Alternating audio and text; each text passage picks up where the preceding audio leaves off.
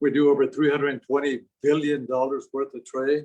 And I know I'm tall, so I can shorten myself a little bit here. But we appreciate the fact that our Congressman Henry Cuellar has brought the senator from West Virginia to view and experience what truly is happening here at the border. And of course, I'll let them recount their experiences and what they feel possibly the solutions may be. Thank you. Thank you so much. And I want to thank Mike and Becky for the NGOs for allowing us to be here with you and all our friends that are present here today, Sylvia and all of y'all. Thank you so much, Gloria, and all of y'all for being here. Senator, first of all, I want to say welcome to Laredo, Texas, the border. It's a pleasure having Senator Joe Manchin, and I want to hear from him, and I want to hear his impression also. But let me just give you a couple of things. Welcome to one of the safest places in the United States. If you look at FBI stats, you will see that the murder rate here is lower than the national crime rate. It's lower than places, I'm not going to name any cities in Texas, and it certainly is, I'll name one. It's lower than Washington, D.C., like 2-3 times even lower than that. Whether it's rape, murder, assault, the border using the FBI stats is safe. Now, do we have a war zone like some people call it? No, we don't. Do we have a humanitarian crisis? Yes, we do. We do have that, and I'll explain why we're seeing that in the valley. But I wanted to start off with it's a safe place. And the most dangerous thing about the border is when I leave Laredo to go work in Washington. I'm not talking about the politics. I'm talking about the crime rate is just higher over there. But, you know, it is a pleasure having the senator be here in Laredo. And it's a pleasure having him because I admire the work that the senator does. I'll say this very straightforward. He plays a very important role right now in the Senate. As you know, when it's 50-50, he plays a very important role. And that's why I am glad that he's here. He knows President Joe Biden very well. He served with Joe Biden, with the president, and knows the senators over there. Plus, he's also bipartisan, which is something, as you know, that I believe in, working with Senator John Cornyn and other folks. What we did here today, we got here, we got together with the Air Marine, and Air Marine, as you know, the men and women in tan, we got a view of the Rio Grande. And I think it's important to see the Rio Grande. First of all, it's not a straight line. A lot of people think it's a straight line, but it curves. And there's a lot of vegetation. There's carrizo cane, and it's hard for Border Patrol to see, or even the cameras to see there. And that's why it was important that you see what we saw from the air. Then after that, we went to the World Trade Bridge because, again, Little Town Laredo, 260,000 is the #1 port, Mayor, as you and I have always said, in trucks. 16,000 trucks a day, going 8,000 that way, another 8,000 or sometimes even more than that. So we're #1 in trucks. We're #1 in trains, as we saw one of the many trains. I think we're like 22, 24 trains a day. So we're #1 in the country in trains, but we're also #1 in buses. Now we have the border restrictions, but we're #1 in buses in the whole country itself. So this is a very dynamic area. So it's important that when you come down to the border, you see not only the men and women in green or tan, which is the Air Marine, or green and Border Patrol, but also the men and women in blue, which is so important for trade and tourism here. So after that, we got on one of the airboats with Border Patrol, flew over here, got to spend a little bit of time with my brother, the Sheriff Martin, so you can understand how the locals also work with the federal government also. And then we came here at Holy Institute, which is very important. And I want to thank Mike, thank you, Pastor, and for all the work that you do here. And also Becky, also sister left already, but thank Sister Welsh also. And we had an opportunity to talk to some of the families that were here, whether they're from Honduras or El Salvador. And I'll let the senator talk about that. But let me just say one thing that's very important. The border, if you look at the different areas of the border, every part of the border is very different. And it just doesn't happen by accident. It's all by design what the criminal organizations do over there. You will see, for example, that in the Rio Grande Valley, you have a lot of Mexicanos, but now you're starting to see people from Central America, whether it's Honduras, El Salvador, Guatemala. So you see a lot of family units. Under President Trump, we haven't reached the numbers yet. May of 2019, we had actually the high point of a little bit over 144,000 that month. This last month, we had 100,000 in February. I think this month we'll probably hit about 130,000. So remember, March, April, May, June are the peak months. So if we're heavy right now, I think we're probably going to surpass what happened in May of 2019, the way we're going right now. But you will see that in Laredo, over 90% of the people are Mexicanos, single adults, and it's a very different type of profile here. You go into the Del Rio area, you get a lot of Mexicanos, but you got people from Haiti, Cuba, and Venezuela. And again, this doesn't happen by accident. It is done by design by the people that make money over here. Finally, let me just say this. The folks that make money out of this are the criminal organizations. And we asked them some of the questions. What do you hear down there? And I'll let you talk about that, because it's important that we work with those countries. And we have given them I shouldn't say we have. We've appropriated $3.6 billion to those countries. So take a look at the root issues that we have. But keep in mind that a lot of that money, 800 million, maybe $1 billion, has been held up by our government, by our own government, because there were certain conditions that were set. Don't give them the money till you make sure there's no corruption, till we see something on good government, and all that it's good intentions. But why are we? There's another way we should hold those countries accountable and provide them the assistance, because we don't give money government. It's done by NGOs. We give them to the NGOs so they can work on that. And I'll finally close with this. We have seen some good results. We really have. In fact, before the pandemic, countries over there were growing by a very 6 to 7% growth, which is good. Crime has gone down in Central America. It has gone down. In fact, Guatemala, before the pandemic, was at 15 murders per 100,000. Now, I can name a few cities in the United States that are 15 murders per 100,000. So the help that we're giving them is very important. But it's not only the foreign assistance, but also the jobs that we need to create there. But we also have to have those countries do more, to have safe places where the people can apply for asylum there, and to make sure that they don't make the dangerous trek. Because the only ones who win here are the bad guys. They are. And you heard a while ago, about $8,000. It's almost $8,000, depending where you're from, that they charge them. And as the young man said over there, and if we don't pay Reynosa, when he came through Reynosa, what happens? You don't get to come across, and they'll hold you till you come up with the money. So there's this whole issue has to go this way. We got to work with those countries, foreign aid, jobs over there. But at the same time, we got to ask those countries to make sure that they don't allow the folks to come over here and apply over there. We work with those Central Americans. We work with Mexico also. And then here, we are using Title 42 for adults. If you ask the chief here, most of the Mexicanos, they mainly get it turned around real quickly. We got to look at that.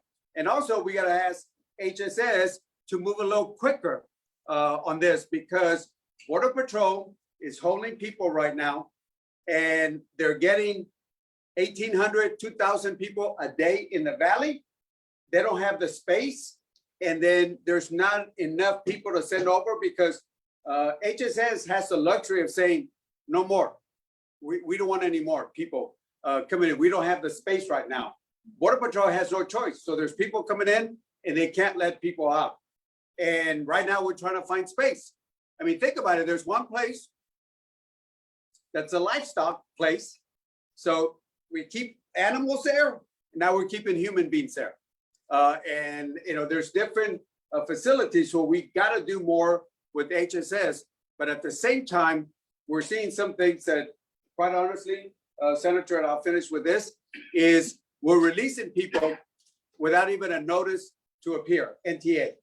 And when I was in Donna, a couple of days ago, and I was at the Ansaldúa, they told me that they had already released over 5,000 people, not on a NTA to show up at an immigration court, but what they call a Form 385, which says it's really not a status, but they say show up at an ICE office. Here's the website within 60 days. That is no status. They don't have any status at all. And that's because Border Patrol is overloaded. I don't blame the men and women in Border Patrol, but that's too many people coming in, not enough people going off to HSS. So with that, wanted to just give you and the Senator my perspective where I'm coming from. But I love to hear from the Senator because, as I said, Senator Joe Manchin, when it's a 50-50, he plays a very important role. And I know that. I think you all know that. And so I certainly want to have somebody like a friend like Senator Joe Manchin to make sure that he understands the border so we can work with them, so we can do the DREAM Act, so we can do a guest worker plan, so we can address the issues, not only long-term, but short-term also. So ladies and gentlemen, please welcome Senator Joe Manchin.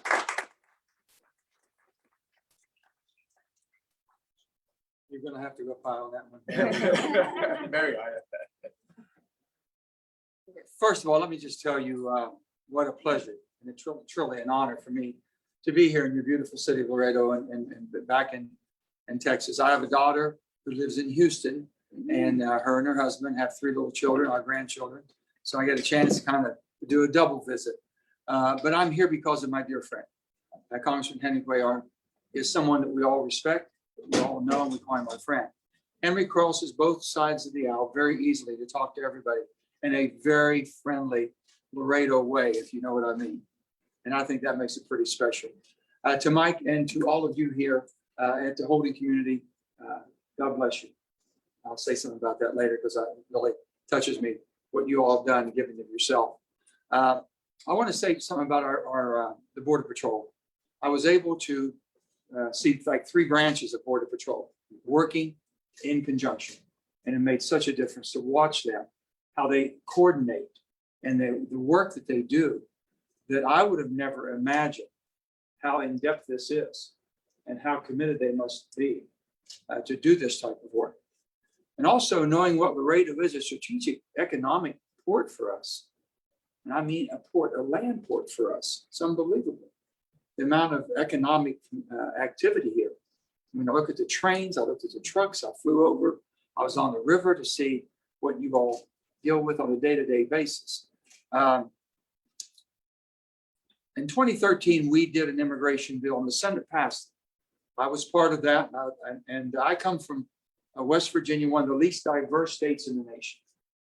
There's not a lot of mix, if you will.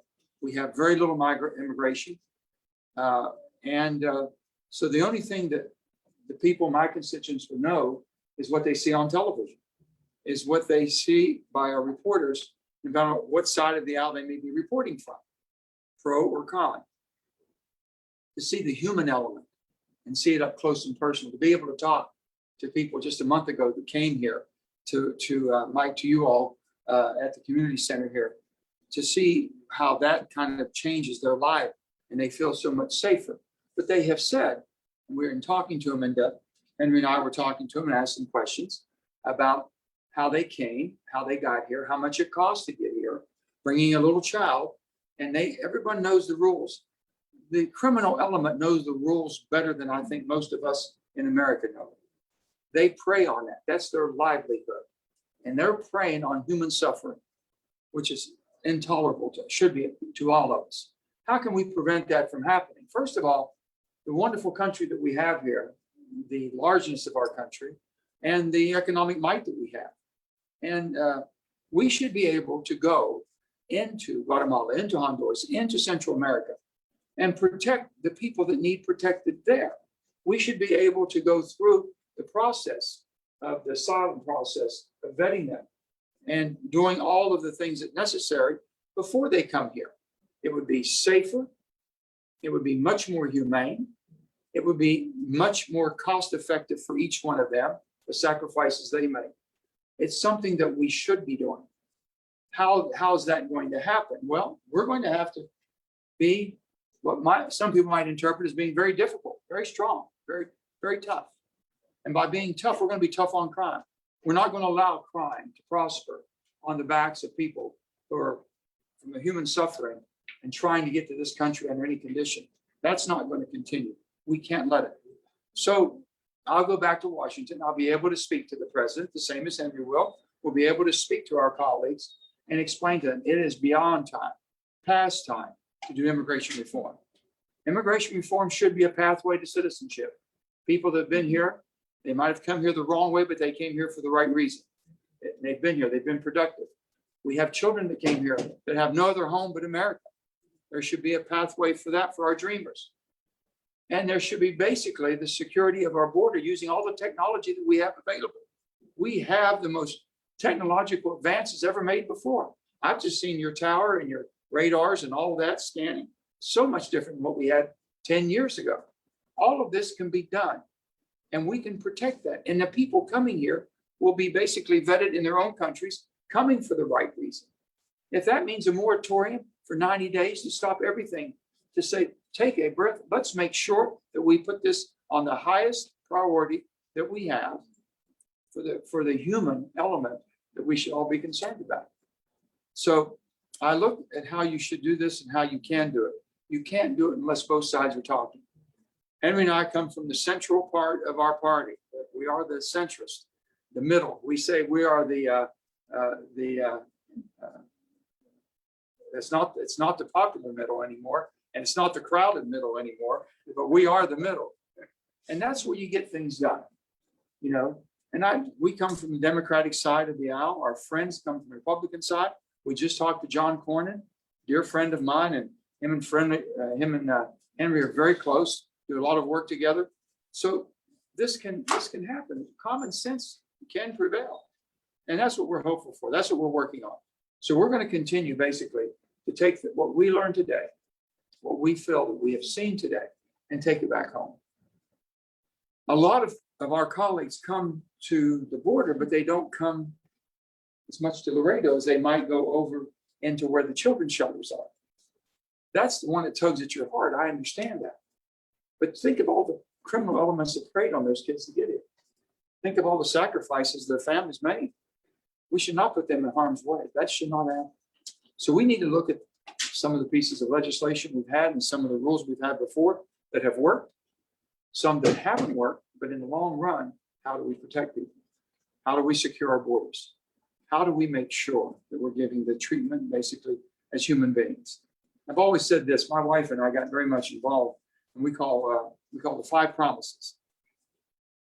A lot of you have heard about the 5 promises, but it's worth repeating because the 5 promises is something that every adult should make. But we're all children of God. I don't care how old you are, we're a child of God. But this is basically for the children. And every person, every child should have a loving, caring adult in their life. Unfortunately, that's not always the biological parents. Might be you, might be right here, what we're saying. Every child should have a safe place where harm cannot enter. Not always the home, not always the home country either. So that's something we should be striving for. Every child should have nutrition in their life. That doesn't always happen, not unless there's someone willing to help feed. Every child should be taught a livable skill. Every child should be taught a livable skill. That's why we put so much emphasis on education. And the 5th promise is one you can't teach. This promise you can't teach. Mike, you all can show it. Every child, the 5th promise is every child should be to grow up to be a loving, caring adult and give something back. They won't know that unless they see that, unless they experience it. And you're seeing it right here. You're seeing it right in Laredo. I've seen it all over Laredo today. But basically people giving of themselves and basically contributing, trying to give some bit of kindness back in someone's life. Who knows? One of these little children we saw here that came here with their parents could be someone growing up to be a loving, caring person and making sure they're continuing that tradition. So I'm proud to be here with my friend, Congressman Henry Cuellar. And it's someone I admire, someone I respect, someone I communicate with. We understand each other. And now I can go back to the Senate because this is going to be something we're going to deal with, whether they want to deal with it or not. We did in 2013. We sent it over to the House. Henry was in the minority at that time. The majority party, being the Republican Party, didn't take the piece of legislation up, and it was a good piece of legislation. It really was. It had a pathway forward. It took care of dreamers, but also it secured our borders. And all those things need to be done to have a country such as ours. So with that, I want to say thank you all for allowing me to come. Thank you all for the hospitality today. I know what real tacos taste like now. I was just having limitations up until I got to Laredo, I can tell you. Anyway, it's just been a really, truly an educational opportunity, an eye-opener for me to understand it better. Words, as they say, pictures worth 1,000 words. And let me tell you, being in presence, being here is worth 1,000,000 words for me to be able to see exactly what is happening and what we can do to hopefully relieve this. So with that, Henry, whatever, is the people having questions? Yeah, we're gonna I know handle we this. got Julia here from the Laredo Morning Times, but I think we got about 70 media folks. I'll let Alexis take care of Alexis, this. you tell us what to You do. tell us what. I do have the first question is for you, Senator Manchin. You mentioned allowing asylum seekers to apply to their home country. Would you require asylum seekers to do so or otherwise return to the remaining Mexico policy? Can you give us a name and what media they're with? This is from Saxo. Well, first of all, I understood that's what that was stopped as far as the Mexicans, being the Mexican country, that they were seeking asylum in Mexico.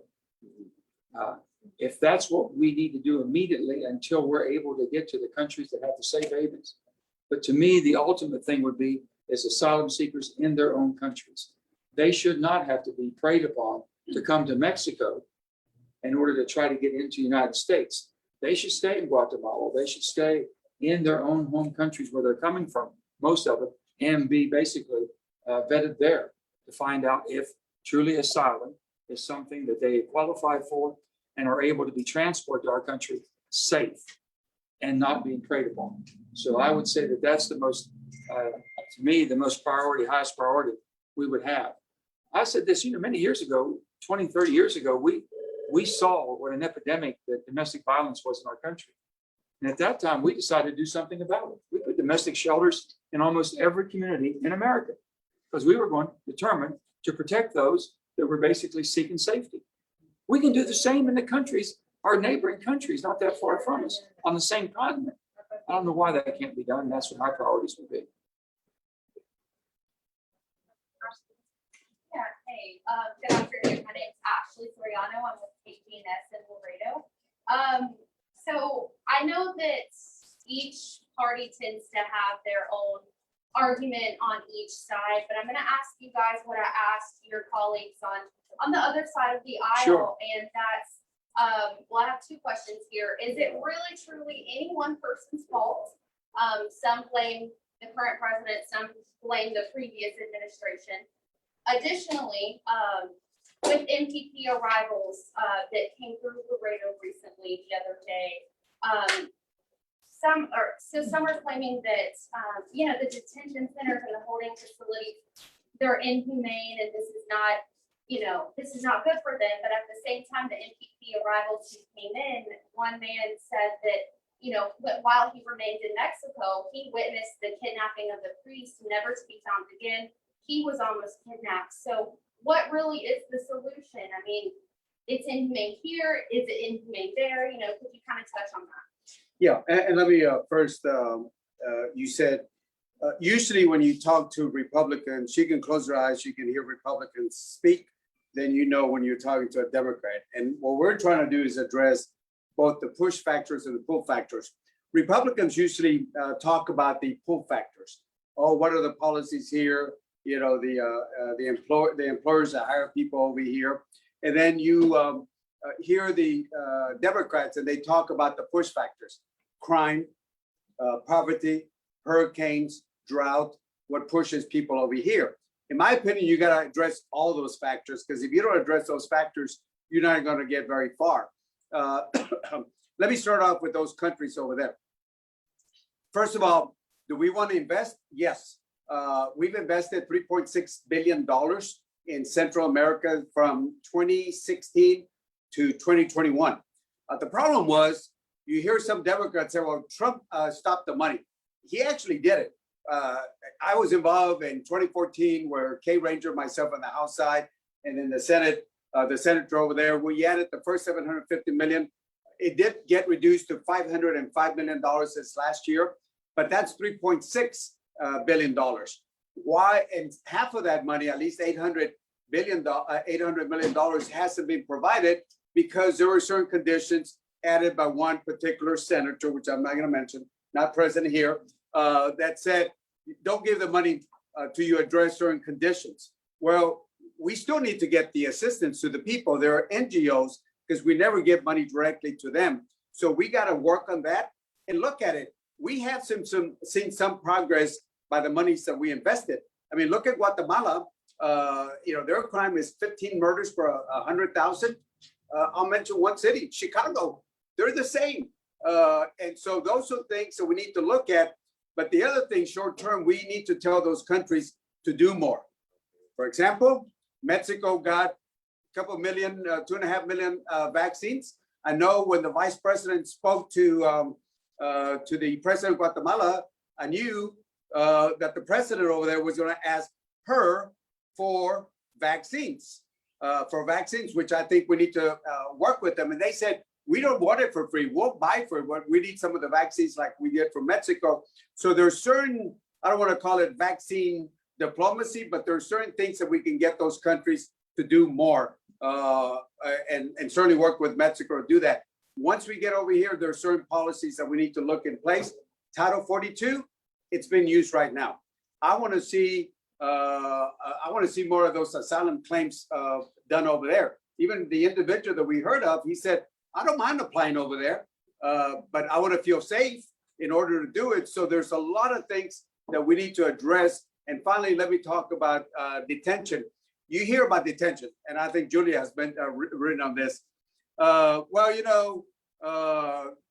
Traditionally detentions for criminal aliens are done for profit. And the children, it's usually non-for-profit.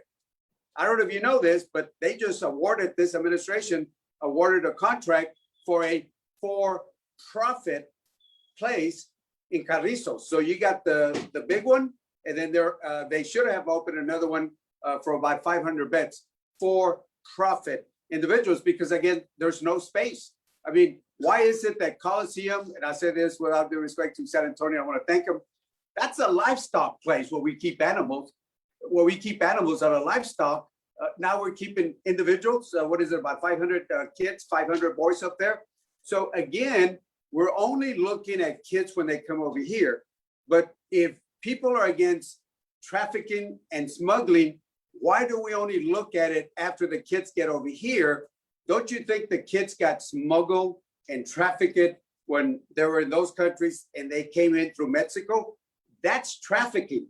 And we put those kids in the hands of coyotes. Finally, with this, the criminals don't care. Everybody saw the video yesterday where you had some coyotes drop two young little kids from a 14-foot thing. They just dropped the kids over the fence. Two little toddlers on that. They don't care. They don't care. They're there only to make money on this. So there are some things we need to talk about. Some people might feel a little uncomfortable, but I still feel that the kids that have gone through very difficult times have gone through more difficult, uncomfortable times than some of the topics that we want to talk about. Let me just say, when I call this a crisis, I'm not blaming the crisis on the present administration of President Biden, the former administration of President Trump. This has been a human crisis for a long, long time. I can remember back in the 80s, Ronald Reagan talking about how he was going to take care of immigration. It started back then, the dialogue, and it continued ever since. So if you think you can blame a Democrat or a Republican, then it's wrong. You're never going to fix anything. If you can't come together as Americans and say, listen, on our borders, our neighbors, should we have this type of suffering, the human suffering? And allow, when I say human suffering, not only the conditions in their country because of natural conditions, but of man-made and people-made conditions of the elements of criminal elements taking advantage of people. It's to their benefit to keep this cycle going. That's their model. That's their plan. That's their business model. How do we continue to exploit? So they're never going to change. If they don't have to change it, if we're not willing to change it, trust me, they're not going to. They won't be making money. They'll try to figure a way if we start vetting in their own country, trying to basically go through the asylum process, and they'll try to figure it out. But I guarantee you, if people know they can go over to this 1 hour away or one mile away, they'll get there. They'll get there and not have to pay a fortune to do it. So I'm not going to blame on political sides. This is a crisis of human proportion that's been going on for far too long, and it's time for us to end it. Yes, ma'am. Senator Manchin, you mentioned that there's a possible solution in asking these migrants to claim asylum in their home countries, but is, the central tenet of asylum is that they are, seeking to escape prosecution in their home countries from against their religion, sexual orientation, etc. Don't you think that in itself could also lead to violence against these migrants, the same violence that you are wanting to avoid? Not if Mary, I'm saying that we're going to make a major effort. We have to make a major commitment. So no different than what we were able to do, and we do it, go into country for many different reasons and purposes, but we can go in there for a human cause, and we can work with those governments there. As Henry was saying, there's a lot of things that they need from our country, which we can help them, from the pharmaceuticals to basically the vaccines, to economic opportunities, so many different things that we can open up to have cooperation in those countries, but they have to have us in there basically overseeing it. Am I going to depend on the Guatemalans or basically those countries as far as their governments to protect those people, but that's who they're fleeing from? No, that's not something we should do. And I think that we can do that, but we can make those type of arrangements. And Congressman Cuellar, is that a model that you believe could work also? Yeah, if we set it up right, it can work. And let me explain. When you mentioned some of the cases that you mentioned, keep in mind that according to the immigration courts, if you have 100 people that ask for asylum, 88% of them are going to be rejected and 12% are going to be accepted. This is the traditional numbers that we have. So most of the people that are going to be here, let me say this very diplomatic, we're giving them false hope, because if they go in front of a judge, 88% of them are going to be rejected. So why can we not work with those countries and set up safe havens? And why can we not use the UN, the High Commission? We can use I think it's the UN High Commission on Refugees. We use that in different parts of the world.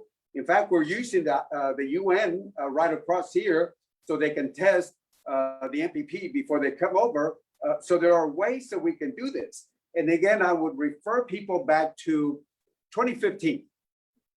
There are videos where I spoke to Jay Johnson. I said, we spoke with a former secretary where we actually, under the Obama administration, we returned folks under the condition that they would be left, let's say in Honduras, safe. We're not going to put them back in the hands of a coyote, but you put them in safe hands, and we worked that out with the government. So there are mechanisms that we can set up to do that.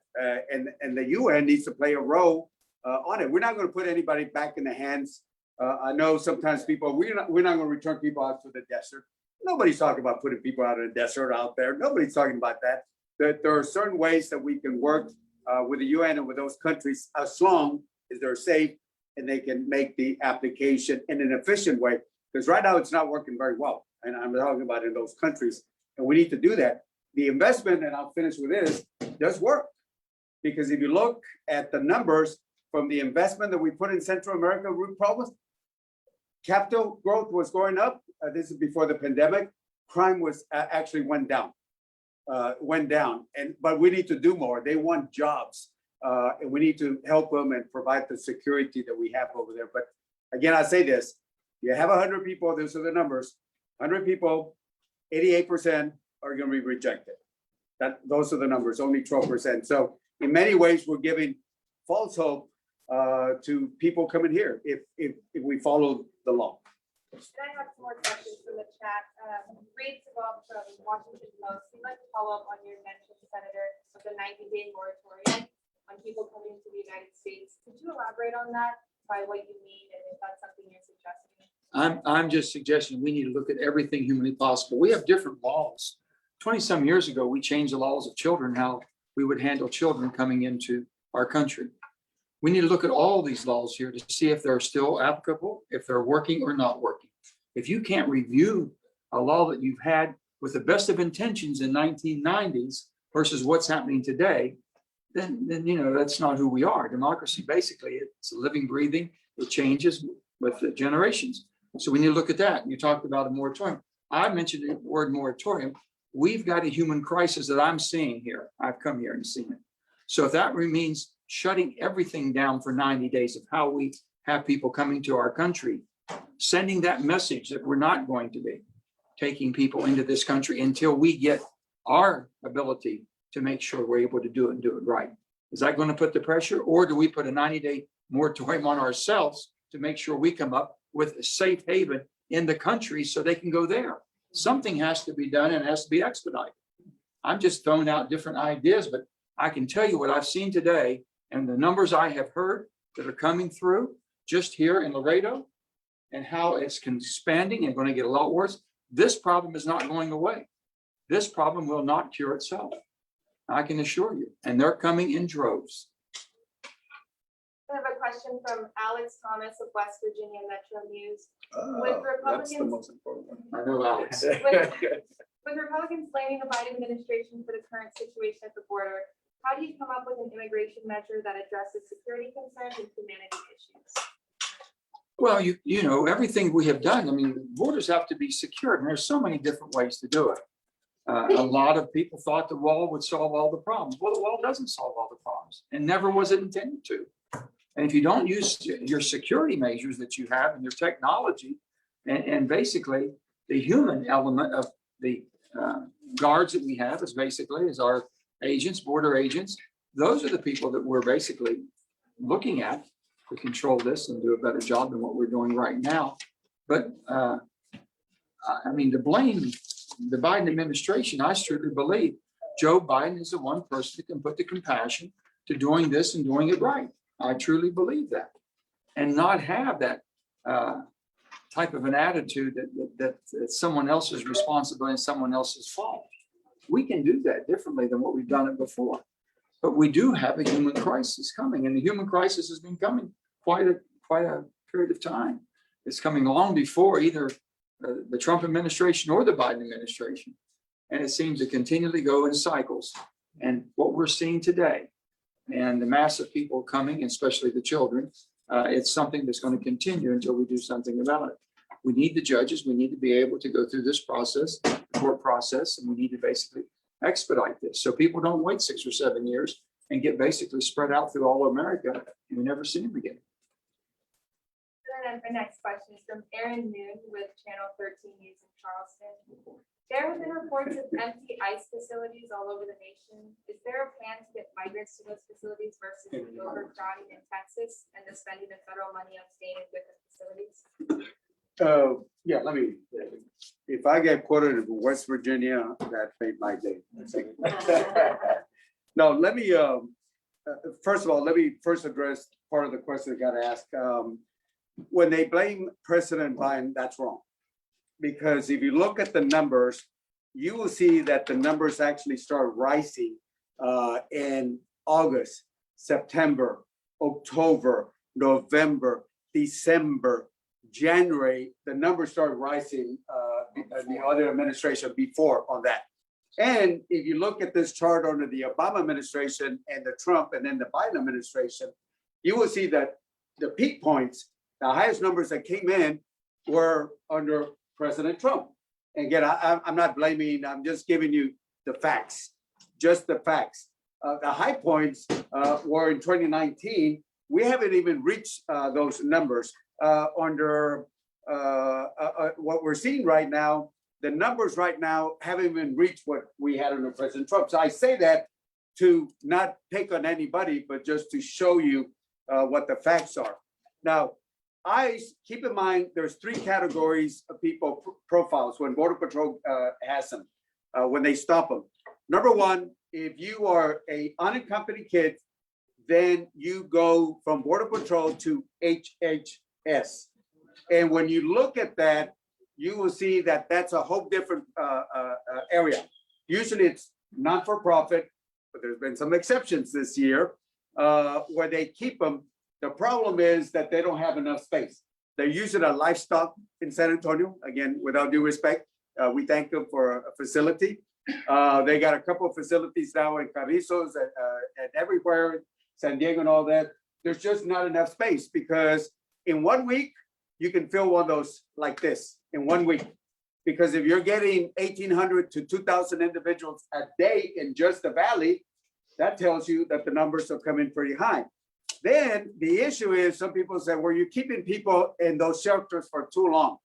And I'll be happy to share these numbers from HSS to show you that the kids are put in 4 categories. The first category are adults. And usually it takes, the first category, trying to find the mother and the father. In those, it usually takes about an average 29 days.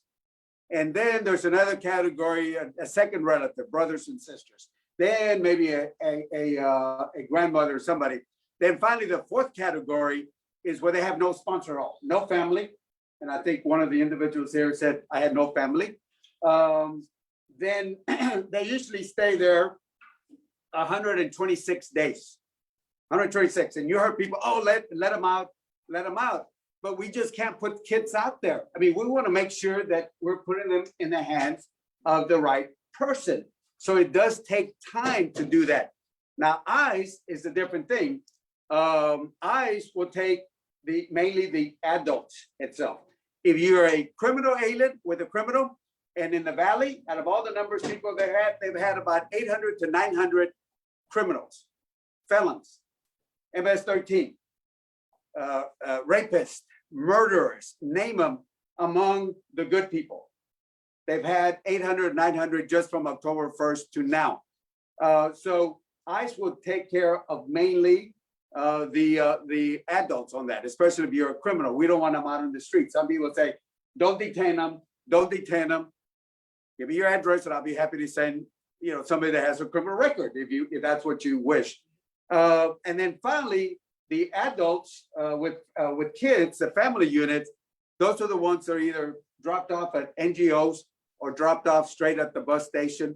And now because of the overload, like the senator we're talking about, in the valley, they've released over 5,000 people with no notice to appear. So the problem is, where do we hold those 3 categories? Kids are different. We're never going to put kids in the street. And sometimes people complain you're holding them too long. Well, these are the numbers under the Biden administration, making sure that we put them in the right place, because we're not going to put them in the streets or put them out with a stranger. And that's the issues that we're facing with ICE. ICE, again, I'll say it again, I support Border Patrol, Air Marine, OFO, the men and women blue. I support ICE also. ICE does more than immigration. They do more than immigration. They do child pornography, they do drugs, they do guns and all that. We just got to find, I always say, don't blame the men and women on the ground. It's the policies. We disagree with the policies. Now under President Joe Biden, we know he's a very practical person. He's a good man. He's a good man and a good heart. And with him, we'll be able to address this. And I feel that we'll be able to address this. I just want to move a little quicker on it, but I think we'll be able to address these issues now.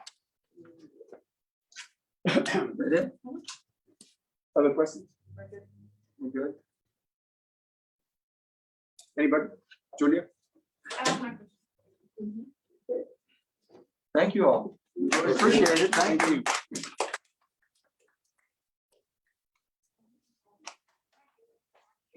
Mayor, thank you so That much. was good, Senator.